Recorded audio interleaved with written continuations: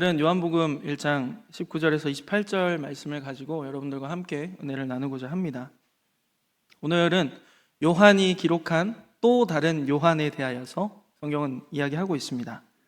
우리가 알고 있는 요한은 예수님 이전에 세례를 베풀던 세례 요한과 그리고 이 요한복음을 기록한 저자 사도 요한이 있습니다. 오늘은 사도 요한이 이 세례 요한에 대해서 아주 짤막하게 글을 남겨놓은 것을 묵상해 보고자 하는데요. 저번에 말씀을 나눴던 것과 동일하게 세례 요한은 예수님을 보지 못했습니다. 예수님과 전혀 관계가 없습니다. 적어도 예수님께서 세례를 받으러 요단 강가에 나오시기 전까지는 그러하셨다라는 것이죠. 하지만 요한은 계속해서 예수님에 대하여서 생생하게 증언해 오고 있었습니다.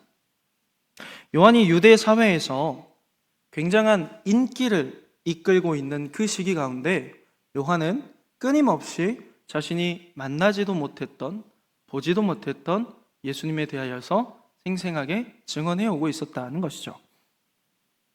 요한은 유대 사회에서 아주 선풍적인 인기를 끄는, 요즘 말로 하면 셀러브레이션이라고 합니다. 셀러브리티라고 하는데요.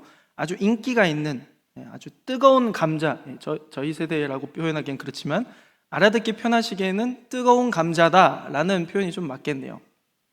요한은 유대 사회에서 뜨거운 감자, 셀러브리티였습니다. 왜냐하면 그 당시 유대인들이 보아왔던, 그리고 들어왔던, 겪어왔던 것들과는 너무나 색다른 것들을 보여주는, 들려주는 사람이었기 때문이죠.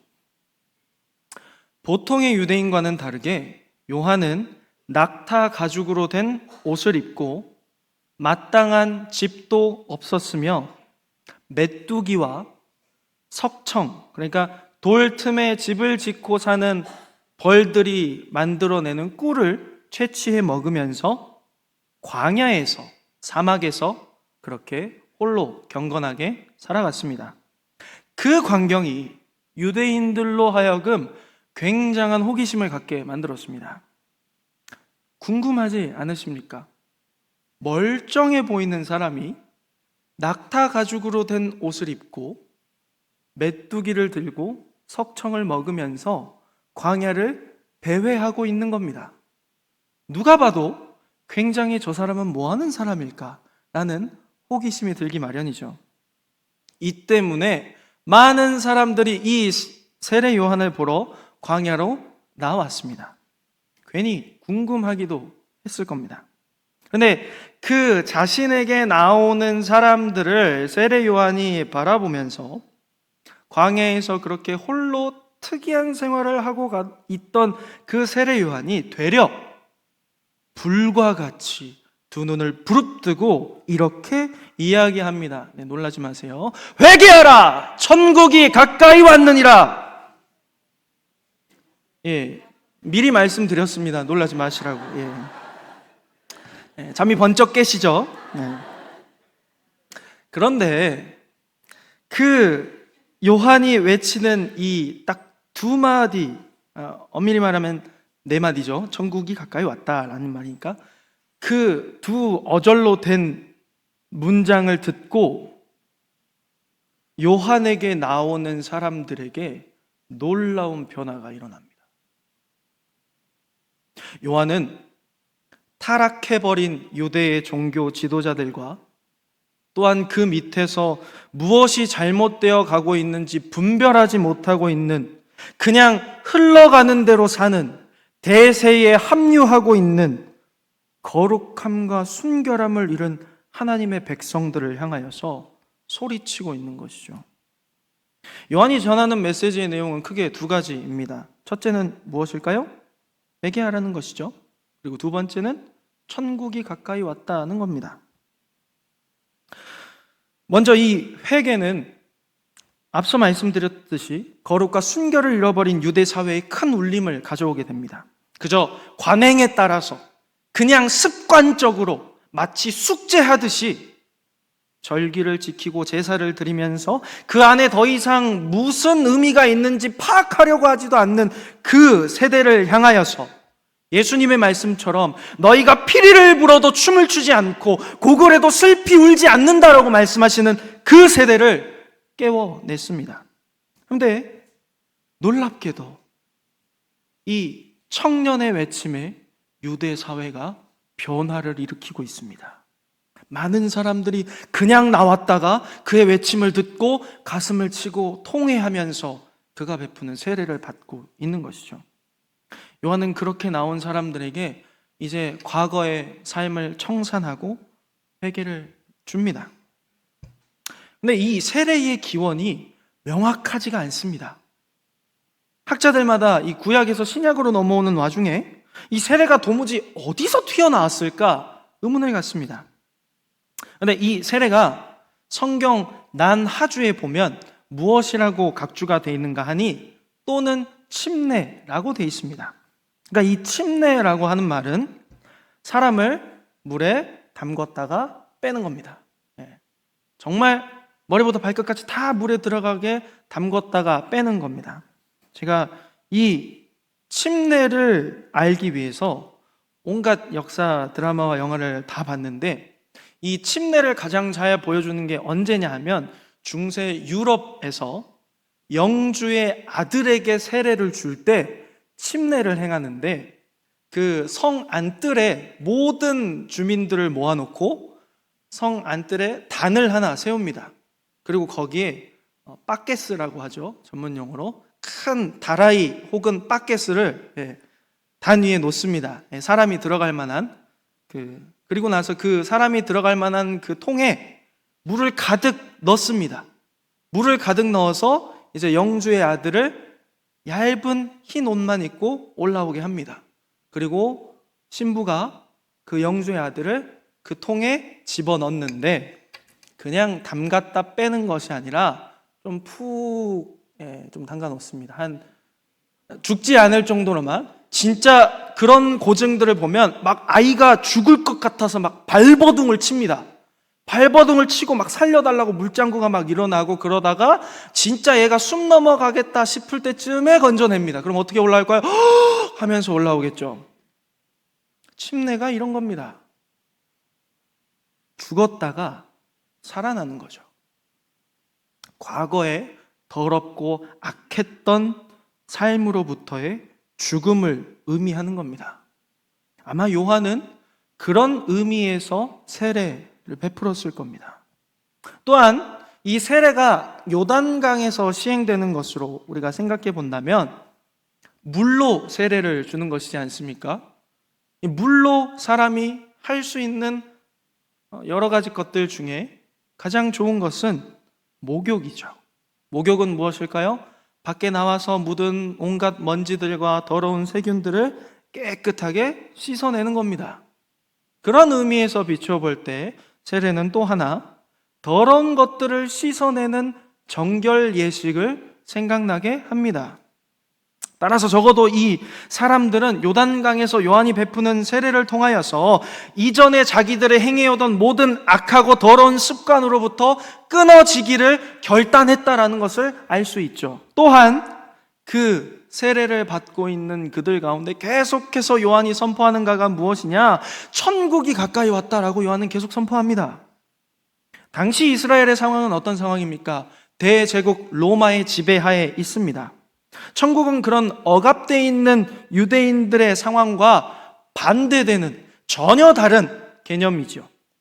로마의 황제의 통치를 받는 지금을 생각하면 천국은 누가 다스리는 곳일까요? 하나님께서 다스리는 곳이죠. 천국을 다른 말로 하나님 나라라고 하는 이유도 바로 이것에 있습니다. 하나님이 다스리시는 나라라는 겁니다. 즉 하나님의 언약 백성들이 가장 기대하고 기다리는 나라가 하나님 나라인 것이지요. 그 하나님 나라가 가까이 왔다고 요한은 선언하고 있는 겁니다. 이 하나님 나라가 가까이 왔으니까 이제 그들이 가까이 온 하나님 나라를 마주하게 되면 모든 세상의 억압과 굴레를 던져버리고 하나님 나라에서 하나님 언약 백성으로서의 영원한 삶과 부귀와 영화를 누리게 될 것이죠. 그러니까 요한의 외침을 정리하자면 이겁니다. 너희들이 지금 살고 있는 모든 악하고 더러운 상태를 씻어버리고 거기서 완전히 죽어버리고 다가올 하나님의 나라를 맞이하라 라는 것이죠. 그런 상황 가운데서 요한의 이 소문이 입에서 입을 타고 빠르게 퍼져나갑니다. 유대 전역에서 이제 요한을 모르는 사람이 거의 없습니다. 왜냐하면 헤롯 대왕도 이 요한을 알고 있거든요. 그렇기 때문에 유대 사회는 당연히 요한을 주시할 수밖에 없습니다. 이 유대에는 아주 특별한 기관이 있는데 72명의 랍비와 율법 교사들로 이루어진 산헤드린 공회라는 것이 있습니다. 이 산헤드린 공회에서는 중요한 법을 제정하거나 그것을 집행하는 그러한 일들을 합니다. 또한 율법을 해석하고 재판하는 역할도 하고 있습니다. 이 산헤드린 공회에서 유대 사회의 작은 돌풍이지만 결코 무시할 수 없는 그 바람을 일으켜내고 있는 세례 요한에 대해서 주목하기 시작했다는 거죠. 그래서 먼저는 1차적으로 요한의 뒷조사를 했을 겁니다. 일단 요한의 아버지가 누가복음을 쓰신 분들이라면 다 알 수 있지만 어떤 직업을 가지고 있습니까? 제사장입니다. 제사장 집안입니다. 요한은 제사장 출신이기 때문에 1차적으로는 이 요한에 대해 꼬투리를 잡을 수 없었다라고 판단했던 것 같습니다. 어떤 결격 사유를 찾아낼 수 없어서 이제 직접 정보를 캐내려고 조사원들을 보냅니다. 이 조사원들이 구성이 어떻게 되는가? 오늘 본문을 보면 제사장과 레위인들로 구성된 조사단을 보냈다라고 합니다. 요한에게 직접 어떤 의도를 가지고 이 일들을 행하는지, 엄밀히 말하면 네가 무슨 자격이 있어서 이 일들을 행하느냐라고 묻고 싶어서 파견했다는 거죠. 이제 장황했던 소론을 지나서 본론으로 들어가겠습니다. 오늘 본문 19절에서는 이렇게 이야기하고 있습니다. 우리 19절 한번 살펴볼까요? 유대인들이 예루살렘에서 제사장들과 레위인들을 요한에게 보내어 내가 누구냐 물을 때에 요한의 증언이 이러하니라. 아멘. 조사단원들이 도착해서 단도직입적으로 묻습니다. 네가 누구냐? 너는 누구냐? 이렇게 묻는 거예요. 너는 누구냐? 근데 아마 이 질문에는 그냥 단순히 요한이 누구냐라고 묻는 것보다 훨씬 더 심오한 내용이 숨겨져 있다는 거죠. 너는 누구냐라는 이 질문에는 지금 네가 일으키고 있는 이 일들에 대해서 너는 어떤 근거를 가지고 어떤 명분을 가지고 어떤 권위를 가지고 행하고 있느냐 물어보는 겁니다. 네가 누구이기에 도대체 이러한 일들을 벌이고 있느냐? 너 이거 감당할 자신이 있느냐라고 묻는 것이죠. 그런 종교 지도자들의 조사단들의 의도를 파악한 요한이 20절에 이렇게 이야기합니다. 요한이 드러내어 말하고 숨기지 아니하니 드러내어 하는 말이 나는 그리스도가 아니라 한데. 오늘 설교 제목이 우문현답입니다. 우문현답이 무슨 뜻일까요? 쉽게 말하면 어리석은 질문에 현명한 대답을 하는 것입니다. 너는 누구냐라고 묻는 이 조사단원들의 질문에 요한은 현명한 답을 하고 있다라는 겁니다. 나는 그리스도가 아니다 라고 이야기하는 것이죠. 왜 요한은 자신이 그리스도가 아니다라고 이야기했을까요?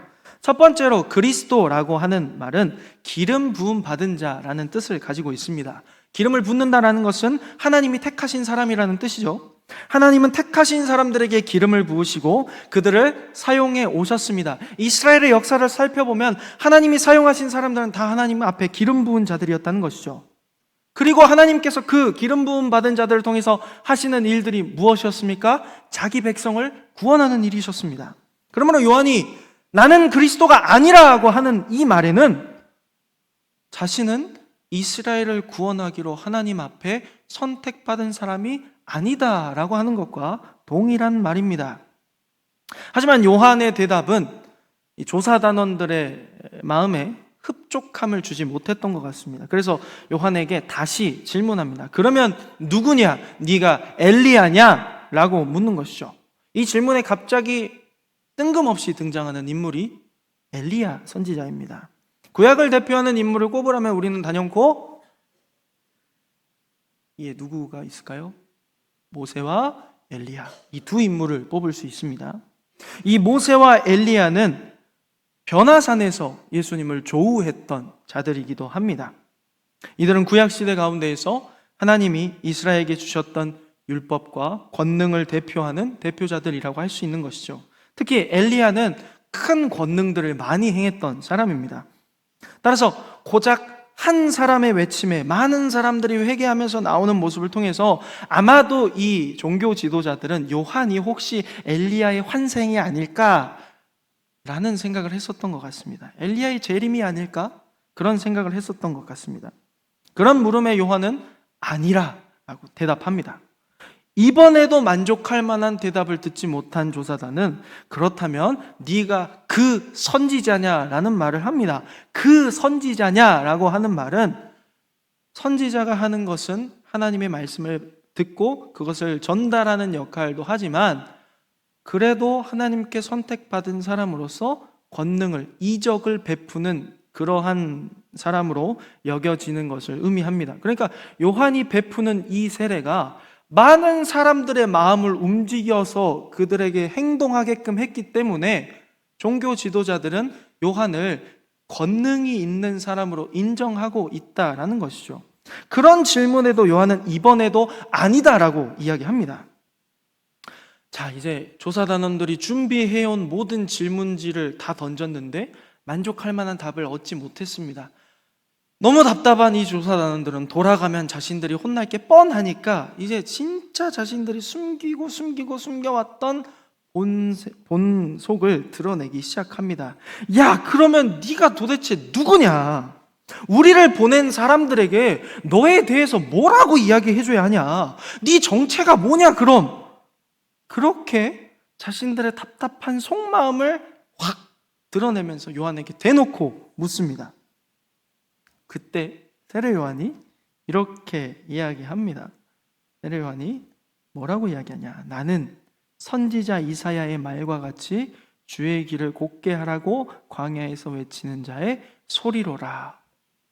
요한이 이사야의 글을 인용해서 자신이 누구냐라고 하는 물음에 답합니다. 세례 요한의 탄생을 기록하고 있는 누가복음에서는 요한의 일생을 천사가 이렇게 축약해 주는데요. 누가복음 1장 17절 말씀 제가 읽어드리겠습니다. 그가 또 엘리야의 심령과 능력으로 주 앞에 먼저 와서 아버지의 마음을 자식에게 거스르는 자를 의인의 슬기에 돌아오게 하고 주를 위하여 세운 백성을 준비하리라. 아멘. 그리고 그 요한의 아버지인 사가랴가 아이의 일생을 향하여서 또 이렇게 예언하는데요. 누가복음 1장 76절에서 80절 말씀입니다. 이 아이여, 네가 지극히 높으신 이의 선지자라 일컬음을 받고 주 앞에 앞서가서 그 길을 준비하여 주의 백성에게 그 죄 사함으로 말미암는 구원을 알게 하리니 이는 우리 하나님의 긍휼로 인함이라. 이로써 돋는 해가 위로부터 우리에게 임하여 어둠과 죽음의 그늘에 앉은 자에게 비치고 우리 발을 평강의 길로 인도하시리로다 하니라. 아이가 자라며 심령이 강하여지며 이스라엘에게 나타나는 날까지 빈들에 있으니라. 아멘. 세례 요한을 향하여서 엘리야의 심령과 능력으로 주의 길을 예비한다고, 지극히 높으신 이의 선지자라 일컬음을 받게 될 것이라고 기록했습니다. 그러나 요한은 오히려 자신이 그렇게 평가받는 것에, 그렇게 불려지는 것에 신경 쓰지 않습니다. 중요한 말은 그 뒤에 등장하는데요.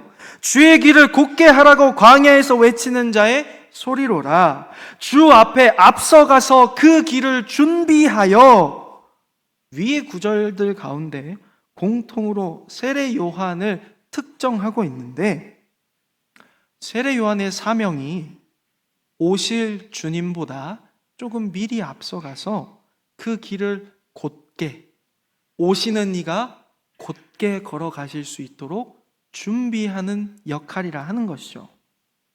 요한은 이러한 자신의 정체성에 대하여서 엘리야도 선지자도 아닌 오실 주님의 길을 곧게 예비하는 광야에 외치는 소리다 하는 것을 명확하게 알고 있었습니다. 사람들이 자신을 향하여서 뭐라고 평가하느냐, 어떻게 생각하느냐는 중요하게 여기지 않았다는 거죠.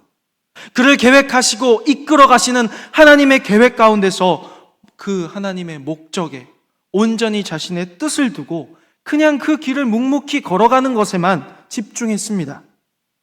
하지만 그것을 알지 못하는 이들은 벌어지는 이 일의 중심에 서 있는 요한을 그저 인간적인 가치관과 잣대와 기준으로 판가름하려고 한다는 것이죠. 요한의 정체성을 그냥 자신들의 기준에 짜 맞추려고 하고 있다는 겁니다. 정작 그가 왜 거기 있는지, 그가 특별한 권한이 있어서 자신들의 기득권을 위협할 만한 사람인지 아닌지만 재보고 있는 그런 종교 지도자들의 어리석음 가운데에서도 요한은 고고하게 자기의 정체성을 묵묵히 지켜가고 있다는 거죠. 그런 그들의 우매한 질문들 속에, 그들의 어리석은 사고방식 속에 요한은 이렇게 답하는데요. 우리 오늘 본문 26절과 27절을 함께 보겠습니다. 26절과 27절 말씀입니다. 요한이 대답하되 나는 물로 세례를 베풀거니와 너희 가운데 너희가 알지 못하는 한 사람이 있었으니 곧 내 뒤에 오시는 그이라. 나는 그의 신발끈을 풀기도 감당하지 못하겠노라 하더라. 아멘. 요한은 자신의 행동에 관해서 이렇게 이야기합니다. 내가 아닌 너희 가운데 영원 전부터 계셨으나 내 뒤에 오실 그분을 바라보아라. 내가 가진 영향력, 내가 베푸는 세례, 내가 전하는 메시지의 무게는 그분에 비하면 아무것도 아니다. 이미 계셨으나 이제 내 뒤에 오실 그분이 너희 가운데 행하시는 것보다 나의 이 모든 것들은 작은 몸부림에 지나지 않는다. 그분에 관하여서, 그분에 빗대어서 나를 뭐라고 표현하냐고? 내가 이렇게 표현할 수 있다. 집 안에서 가장 비천하고 볼품없는 작은 종들이나 하는 먼지가 덕지덕지 묻은 오물이 가득한 그 주인의 신발끈을 푸는 종들보다도 내가 그분에 비하면 볼품없고 비천해서 감히 그분과 비교될 수 없는 대상이라는 것만 너희에게 말할 수 있겠다. 그렇게 요한이 조사단들에게 이야기하고 있는 것이죠. 요한은 오실 그분을 향하여서 섰다라는 표현을 쓰는데요.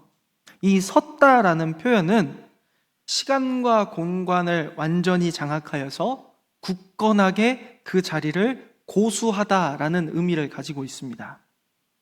요한이 말하는 내 뒤에 오실 그분은 누구이실까요? 예수님이십니다.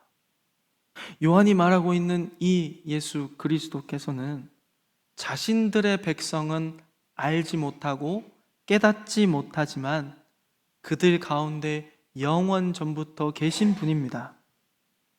그 백성들이 자신을 떠날 때에나 배반할 때에나 업신여길 때에나 자신 앞에서 다른 우상들과 간음할 때에도 여전히 굳건하게 그 백성들 가운데 묵묵히 자리를 지키셨던 분입니다.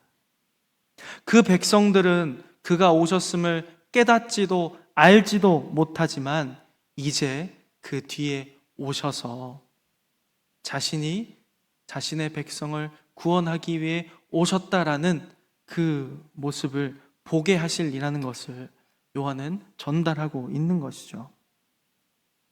너희는 알아도 알지 못하고 깨달아도 깨닫지 못하지만 이제 내 뒤에 바로 오실 그분을 바라보면 된다라고 이야기하고 있는 겁니다. 자신이 죄인임을 깨달았지만 요한의 외침을 통하여서 그렇구나, 내가 정말 비참하고 어리석은 죄인이구나 라는 것을 깨달았지만 어찌할 방도가 없어서 애통해하고 비통해하는 그 상황 가운데서 요한이 베푸는 물 세례가 아닌 그것과는 비교할 수 없는 능력을 가지셔서 영혼까지도 능히 깨끗하게 하실 수 있는 그 큰 능력을 지니실 메시아를 바라보라는 겁니다. 사랑하는 성도 여러분, 성도의 정체성이 바로 이렇게 규정됩니다. 세상은 성도들을 향하여서 온갖 잣대와 기준으로 규정하려고 합니다. 수천 년 기독교 역사 가운데서 그러한 일들은 끊임없이 있었고 지금 우리 사회에서도 계속 일어나고 있습니다. 그런데 사랑하는 성도 여러분, 그럴 때마다 우리는 타인에게, 세상에게 내가 어떻게 비춰질 것인가 고뇌하지 마시기 바랍니다. 그것들보다 더 중요한 게 있으니 곧 우리의 유일한 소망이시며 우리의 유일한 자랑 되시는 예수님을 증거하는 것 뿐입니다. 하나님께서는 우리의 삶 가운데 때로 능력을 더해 주실 수 있습니다. 보통의 삶과는 다른 간증거리들을 제공해 주실 수도 있습니다. 기적과 여러 가지 체험을 하게 하실 수도 있습니다. 그러나 그 가운데서 내가 특별해서 내가 남들보다 좀 더 유별나게 하나님을 섬겨서 그렇게 하신 것이 아니라 그 일을 통하여서 또한 영혼에게, 또한 하나님을 알지 못하는 영혼들에게 위로하시는, 그리고 소망이 되시는 예수님을 증거하게 하시기 위해서 이 일들을 주시구나, 그렇게 확신하시기 바랍니다. 그러한 성도들에게 요구되는 삶의 방식이 있습니다. 바로 먼저 날마다 예수님의 십자가 앞에서 죽는 것입니다. 내가 날마다 예수님의 십자가 공로 없이는 감히 하나님 앞에 설 수 없는 더럽고 추악한 죄인임을 인정하시기 바랍니다. 결코 남들보다 낫지 않다는 것을 인정하시길 바랍니다. 나 자신은 그 어떤 의도, 구원도 스스로 이룰 수 없는 무익한 존재라는 것을 인정하시길 바랍니다. 그리하면 하나님께서는 우리 연약함을 통해서 하나님의 강하심을 나타내실 것입니다. 그리하면 우리의 무익함을 통하여서 하나님은 하나님의 전능하심을 나타내실 것입니다. 그리하면 우리의 낮음과 수치를 통하여서 하나님의 높고 위대하심을 하나님은 분명히 나타내실 것입니다. 자랑하기는 오직 우리의 유일한 자랑 되시는 예수님만을 자랑하십시오. 그 일을 위해서 예수님이 이 땅 가운데 오셨습니다. 그 일을 위하여서 예수님이 그 삶을 살아내셨습니다. 그 일을 위하여서 예수님이 십자가에서 죽임 당하셨습니다. 그리고 그 일을 위하여서 예수님이 죽음을 이기시고 부활하셨습니다. 이 예배당의 문 밖을 나가는 순간부터 세상은 다시금 우리를 재단하고 정의하려고 할 겁니다. 너는 누구냐? 너는 어떻게 비춰지고 싶으냐? 우리를 마구 흔들어 댈 겁니다. 그 가운데 때로 우리의 삶에 능력의 일이 일어날 수도 있습니다. 때로 우리가 비범한 경험들을 하게 될 수 있습니다. 그러나 그 가운데 때로 슬픔과 비통에 젖어서 애통해하는 고난의 시간이 찾아올 수도 있습니다. 그렇다고 한들 우리가 전하는 메시지는 달라지지 않아야 한다는 겁니다. 그렇다고 한들 여전히 우리는 한 가지만을 전해야 한다는 겁니다. 그것이 무엇입니까? 우리의 유일한 구원자 되시는 예수 그리스도이십니다. 세상의 수많은 어리석은 질문들을 향하여서 예수님만이 유일한 소망이시다, 예수님만이 유일한 해답이시다, 그렇게 제시하고 증거할 수 있는 모든 예향의 가족들이 되시기를 간절히 소망합니다.